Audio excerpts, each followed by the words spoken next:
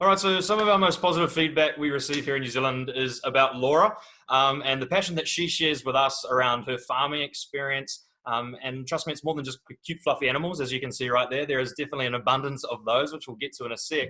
But Laura, you create an experience for our travellers at Kentucky like absolutely no other. And, it's something that often remains, with our travellers, but also I know with yourself. And we have a really, really cool relationship that we have between Kentucky and yourself, your business down the South Island. But just before, we kind of close the gate, I guess, and kind of head off on that journey, Laura, you're one of our people, and I would love to know, off the bat, if somebody's never been to Kingston Station, where you're located in the South Island, explain to me a little bit, with your friends as well, what we're looking at and what the sort of places that you live in.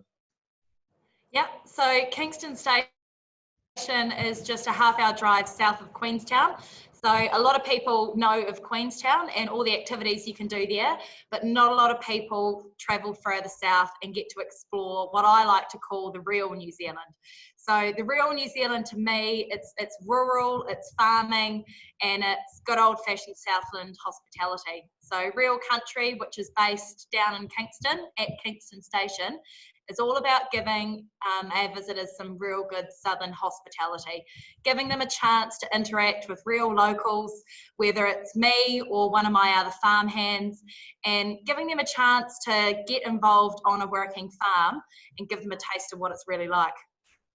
Awesome. Now, obviously, some animals there you can see on the farm. We've got a selection of some of the finest. How many animals do you have currently on the farm? And I imagine a few of them would have some pretty brilliant names. We've got quite a good thing of giving human names to pets and animals here in New Zealand. What are some of the beauties that we have as part of your pack? So, Lad, up. So Lad here was the very first animal that I got that was part of the journey. He is a now 10-year-old retired heading dog. Heading dog is just the name of the breed, and it describes his job. So his job is to head mobs of sheep. Now, when dogs get to a certain age, they just cannot keep up with full-time farm work anymore. And so farmers do try to rehome their older dogs. So they they don't like being tied up at the kennels all day. So Lad came along first, and then Ellie, who's the brown horse just behind me over here with her head down. She is an ex-racehorse. She was not having a great life when I rescued her. So Lad and Ellie really started it all off. So they came here, they're my forever animals. And after that, Sammy the black pig came along. She liked to escape for a long time, so I would have to go on a very different type of pig hunt to go and get her. And then lambing season started here at the station. So what happens then is occasionally mothers do reject their lambs. Oh, quiet. And so the lambs get abandoned. And so I started raising them all. And I have a lot of pet sheep. Their names are Bart, Maggie, Maddie. We have Marv, there's Fat Steve, Ziggy, Plum. They've all got unique names, and I didn't actually name a lot of them. I left it up to my guests. So when they came along, they got naming rights for all the animals. So Maggie Moo was named by a 5-year-old girl. Then we have other ones like Noisy Topsy down here. So Topsy has just been weaned off her milk. She's 4.5 months old. Her mother abandoned her when she was young, and so I'm her mum, and she's imprinted on me. She comes out, rounds up sheep with the dogs and horses with me, and I could go on for days and days about all the animals, but they all have their individual personalities. They all have their own stories as to how they came to the farm, and there's about 35 individual animals here. So we have Highland cows, pigs, goats, dogs, horses, miniature ponies, my darling, alpacas, lots of alpacas. But the moral of the story is that if animals need a home and I have the room for them, they end up at the real country farm, and this becomes their forever home. Awesome. And what an amazing outcome for those guys, obviously, and girls that are in less than ideal situations. And just before we started, you were talking, obviously, about the little baby deer there and how you've just weaned her off her mother in terms of the milk. And now she's obviously desperate for some more, right? Yeah, she's basically giving me hickeys right now. Hey, Yeah. So what are that? You I go go. home to my fiance and he's like, "You've been letting Topsy suck your neck, haven't you?" Well, it's a bit of a dinner and a show, I guess, that sort of experience, which is fantastic. I was also going to ask my next question, which animal steals everybody's hearts? But I think we've got her right there. Probably the deer, I would say. Would you agree with that? You know what? There's actually two that seem to pop up quite often on my Instagram feeds. So yes, Topsy is one of them, but that noisy lad in the background, up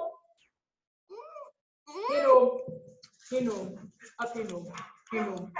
So Norm here is a very cuddly old hunter-way, and as soon as anybody comes to the farm, he's straight away pouring them, cuddling into them, and he just loves the attention. So Norm actually features, Norm, I know you're good, but you don't need to do that. Here, Norm, come here, come here, come here, baby. So Norm actually features in most of the photos on Instagram.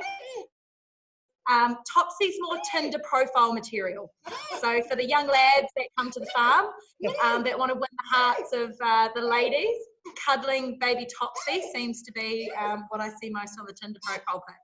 Well, she would make an amazing wing woman, I'm sure. And that was actually, something else I was going to ask. I'm sure that a lot of Tinder profiles get changed at Kingston Farm. And I would imagine that she's probably the most popular. So nice to hear that she's doing, going above and beyond for her experience, which is lovely.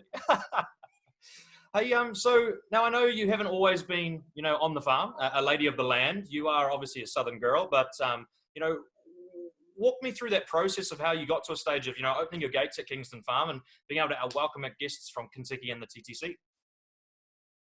So I am originally from a farm just 30 minutes down the road. So born and bred on a sheep and deer farm. And I loved the land. I loved growing up on the farm. And of course, I loved the animals. But I sort of thought that I should do what growing ups are meant to do, which is get a real job. So I went to university, I got an MBA, I was in the corporate world living in cities all over the world for about 7 years. But I was just really unhappy. I'm not a city girl. I have no interest in shopping, movies, eating out, wearing high heels, working in offices. But I did it because there was good money and, I thought it was the right thing to do. But happiness is more important than making money and having status. So a few years ago, I quit my whole life. I actually did it after I drew a picture at my desk, and the picture was in biro pen on a piece of refill paper. I still have it. It's framed and it's in my office. And it was me with a glass of whiskey on a porch, a dog at my feet. I'm looking out at a driveway. There's a sick 4-wheel drive truck, a jet boat. There's a paddock with a horse, surrounded by mountains, and I wrote Laura's life in 5 years down the bottom. I had none of those things at that time and no way of looking forward to those things because, even if I was making all the money in the world, living in the centre of Auckland, I was never going to have that life. So 1 month later, I quit my career, I quit my life. I moved down here with the dream to set up something that I'm really passionate about. And there's 2 things that I'm passionate about.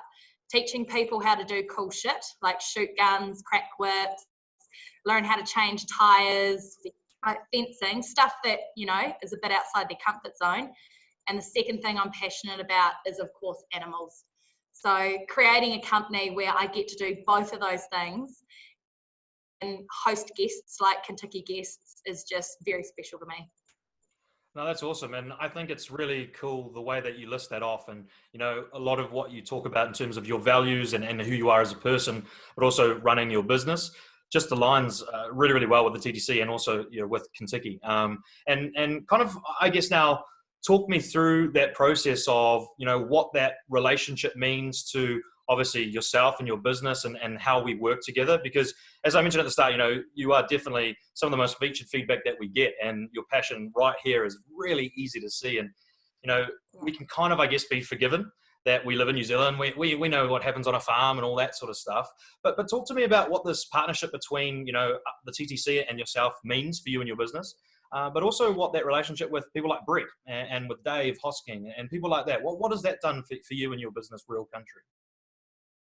So, you know, and being very real with you, without Kentucky and the Travel Corp, I wouldn't be here in the way that I am today. Richie, your previous ops manager, saw something in what I was delivering, and at that stage, it wasn't farm shows. At the stage where Kentucky got involved, all I was doing was taking people to a hunting blind, which is a mai in New Zealand terms, and teaching them how to shoot guns, crack whips, fire bows and arrows. But Richie saw my values. They came through in my marketing and the way I portrayed myself, and it was those values that I shared with Kentucky that got Richie to take a massive punt on me. So I set up all of this for Kentucky. I had a year to prepare, and we had the chance to develop something specifically for Kentucky guests that was authentic, that was interactive, and that was something that was really, really unique. You know, the old-fashioned farm shows haven't changed since the 60s. Run a dog around some sheep, you know, shear a sheep, you know, that sort of stuff, that model of, you know, sheep shearing, you know, farm mustering, whatever it is, hasn't changed since the 60s. So Kentucky and I had the chance to do a more modern, interactive, awesome spin on that. So, you know, all of this has come from the partnership that I've had with Kentucky, and it's grown from there. So it means the world to me. The last Kentucky bus that I had through before lockdown, I knew that it was going to be a long time before another, you know, blue and white bus came in. And I cried in front of all of my guests, because when I'm explaining why I do what I do and why it's important to me, Norm, I'm trying to have an emotional moment here. You know, when I'm trying to explain how much it means to me, I genuinely just cried in front of my last bus, because it's not just a money maker for me. This isn't just a business. This is my way of life, and I love sharing it with all the Kentucky and soon to be AAT Kings guests. Exactly, which is cool. And I think it's so awesome that we're able to keep growing this, and that you're running along, you know, side with us too. And really, really cool to even, you know that the development and that process of, you know, making things better and all that, you know, that's what we strive to do too on the road. So it's really cool to be able to find somebody like yourself who's passionate, but also those values that really work in as well.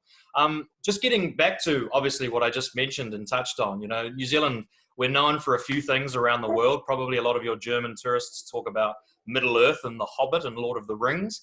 But, you know, some of the most important and biggest things for our country is farming and, you know, agriculture. And a lot of us, you know, luckily enough to have parents or family members who have been on a farm or are involved in agriculture. You know, and a lot of us could probably look at it and go, oh, you know, it's a farm with some animals and things like that. But you talked about an experience that we can develop with, obviously, Kentucky, that's almost an exclusive experience, something that you've tailored or curated for us, which we're super thankful for. Can you explain to me what that means and what I guess I would get if I was a traveller travelling with Kentucky, where I get to come and see Laura from Real Country? Yep, give me 1 second there. You know, So you can't stop working? No, the dogs are just impatient and they're chasing the horses around the paddock at the moment. Bringing the horses to me, herding the horses. Oh. Yeah, so, sit, right down. While I go, so.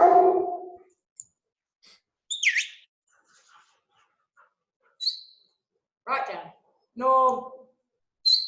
Right down. Sit. Sit down. Sit down. Stay.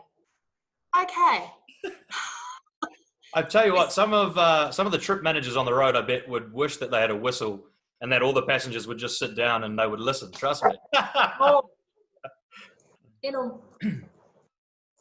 Sit down. Stay. Yeah, so, you know, the offerings that I get to give to the Kentucky guests, the reason why it's so unique is because we are able to adapt and change it to suit, you know, what really excites people. So early on, getting the feedback from the trip guides and the drivers and the guests, most importantly, about what they loved coming to the farm was really, really important. So the guests get a hands-on interactive experience. So it's not just sitting there watching me do things and talk. They get to have a chance to round up young sheep to put them in a pen, which is always hilarious. And it's really good team building. So a lot of the times, depending on whether they start down south or up further up north, sometimes the stop into real country is one of their first stops and they just don't know each other. So to put them into teams where they have to work through how to get these sheep into a pen, Lad, Ali and I make it look really easy. It's not. It's a really good chance for the whole bus to bond. So we've been able to cultivate an experience that is very interactive and the guests love it. Awesome. And yeah, you're so right. You know, no longer is it enough for us just to be a spectator and watch someone else do it. You know, we want to give it a go ourselves. So, you know, it's awesome that we can adapt that as well, which is really, really cool. Just and, on a personal level. Mentioning before about Kiwis. No, you go. And you were just mentioning before about Kiwis, you know, we often have the chance, our auntie and uncles have a farm or we've got the opportunity. There's actually a lot of Kiwis that don't have that opportunity, particularly when they're coming from the big cities. And, you know, I find that Kiwis and Australians are my biggest market, and that was surprising to me. But even if you have set foot on a farm before, the chance to actually get up close and personal with the animals, to learn about farming as a way of life, not just as a job, it's really, you know, the Kiwis are really engaging with it a lot as well, which is awesome. Yeah, really cool to see. Teach them a few things over the ditch as well, I'm sure. Yeah. Why do you think, you know, obviously we've got this time to travel our backyard, which is awesome. But why do you think it's important for us Kiwis to learn about, you know, this aspect of what we do here in this country? So in New Zealand, agriculture is, you know, the biggest percentage of our economy that props up the economy in New Zealand. There has been, unfortunately, a lot of negative press around farming and environmental factors and all sorts of things in the media for quite a while now. And it's awesome to see that the country's getting behind farming now because of this crisis that we're going through. It's actually the farming sector that's going to be propping us up. It's also the farming resilient mentality that's meaning that that's going to allow me to still survive this. If I didn't have that resilient farming mentality, I probably wouldn't be able to survive the business through this rough time. But I am conservative. I've got great community support because I'm an active member of our rural community, and I will survive. So just like in farming, you can have a great couple of years in a row, you're making good money, things are going well, but you don't go off and buy a new tractor straight away. You put the money in the bank because next year the payout might be crap, the weather might be terrible, and you know that's exactly what's happened in tourism at the moment. You know, we're having a bad season, and it's going to go on for, you know, maybe a year. It might be a bad year, but that farming mentality is really part of who we are as New Zealanders. We have that number 8 why mentality, and even if you're not off a farm, as a country, we have always punched above our weight. You know, from Sir Edmund Hillary, female prime ministers, you know, the Greenpeace, like everything. We stand up for ourselves and we get shit done. And that's just the Kiwi way. And a lot of that stems from our can-do farming mentality. So it's really important. And I think a lot of Kiwis are going to want to learn more about that side in the coming year as they're traveling around our country, which is awesome. Yeah, I think you're 100%, you know, correct, and smacked it right on the head there with that resilience. Even just look at the example that we're living through right now. You know, leading the world in terms of what we've done, and led by someone who's an absolute amazing leader. So really cool. So that's awesome. You mentioned earlier on that there were some tears, obviously, when you knew that the last blue and white coach was coming through. Don't worry, there are always tears at the end of every Kentucky. And I think that's one of the most, you know, special and memorable things, is being able to create these lifelong memories with all of these amazing people like yourself. You know, what's one thing on your farm or an experience that always resonates or sticks with our travelers? I guess I honestly think that when I share the story of what I shared with you earlier about me following my dream and doing something that I'm really passionate about.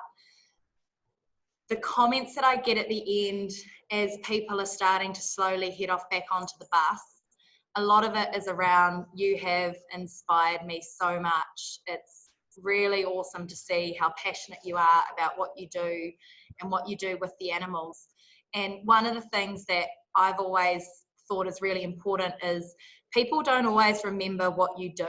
So they may not remember me galloping around the paddock on Alley getting sheep, or how amazing Lad is at getting the sheep in, but they always remember how you make them feel. And I think I do anyway, really get through to a lot of the people that come through the farm, and hopefully I inspire some, motivate others, or just make them pause for thought, about what they're doing in their own lives and whether it's fulfilling enough. Because, money's a great thing to have, but if you're not happy and if you're not satisfied, what's the bloody point? 100%. Amazing. And I can also guarantee you that a lot of it does stick with the travelers, so don't worry about that. And one last thing, I guess, from your perspective, is what's something that remains with you about our travelers? Obviously, you see, many, many different types of people and walks of life, which is one of the most amazing things about Kentucky, is uniting all these people together from so many different backgrounds for that one love of travel and discovery and all that. What's the one thing that really sticks out for you as somebody that gets the chance to meet all these travelers from Kentucky? So I never fail to be amazed with how much some of the guests trust me. So there are people that get off the bus that are really intimidated by a horse galloping right up to them and stopping right in front of their face, or as most people would be intimidated by that. I was just sitting going, oh, I'm freaking out here. And, having, alpacas just running right up to you and stopping right in front of your face. It's quite confronting. And there are a lot of people that are not comfortable with animals. They're not comfortable. Sometimes it rains here. It's not always this gorgeous. And, sometimes there are people that just don't want to get out there and do it in the beginning. But I have time after time, the quietest girl or the shyest boy, or, these people that one of the things I do with them is I explain to them how I've transformed a nutty ex-racehorse to be this beautiful, calm, really nice farm horse that is in front of them. And I explain a little bit how I do that. And then I always ask for a volunteer to come up who's never interacted with a horse before for me to demonstrate a drill with them. And you get these people that are just terrified of horses coming up, and at the end they've got their arms wrapped around Ellie's neck and they're giving her a big cuddle. In the space of just an hour, I can actually help build confidence in individuals. I can help people push through things that they've been terrified about before. And the fact that the guests trust me enough and feel safe enough to do that when I've only just met them, that's pretty amazing. And that really, really stays with me after every trip. Yeah, that is really amazing. Surely it's some of the Aussie lads trying to impress the cute girl on the bus. Surely it's got to be some of that bravado or something like that. Also, that's the best part. That's the best part, when the guys are like, oh yeah, I got this, like I'm all over this. And then the girls smash it. It's hilarious. Yeah, I bet. Also, the dog's running amok behind you again if you're with the horse, if you want to sort that out. They all look after themselves. It's one of the things I get often, like people worry that, the dog's behind the horse's legs, or my dog that plays with my stag, or my puppy that wrestles with the pig. They all get on with each other, and they're all my fur babies, I call them. And the one thing they have in common is me, and they are safe as houses. There's nothing that's going to go wrong out there with them, other than that's my young dog. He's in training at the moment, and he just wants to herd and eye up everything. We were at a birthday party about a week before lockdown, and he started rounding up the children. It's like, not my dog. Yeah, you might be onto a new babysitting tool here. Who knows? Yeah. Yeah, one last thing just to finish. I know you're a good sport, so I thought you'd be keen on these. I didn't send these through because I wanted your immediate reaction, but we'll just run through these. It's just a selection of what you would rather. So are we a Yep. Marmite or a Vegemite? Marmite. Red bands or Scalar up? Scalar up. Ooh, controversial. Sunrise or sunset? Sunrise. Sunrise. Dogs or cats? Dogs. Bush or beach? Bush. Ski or snowboard? Ski. Beer or wine? Wine. Good. Awesome.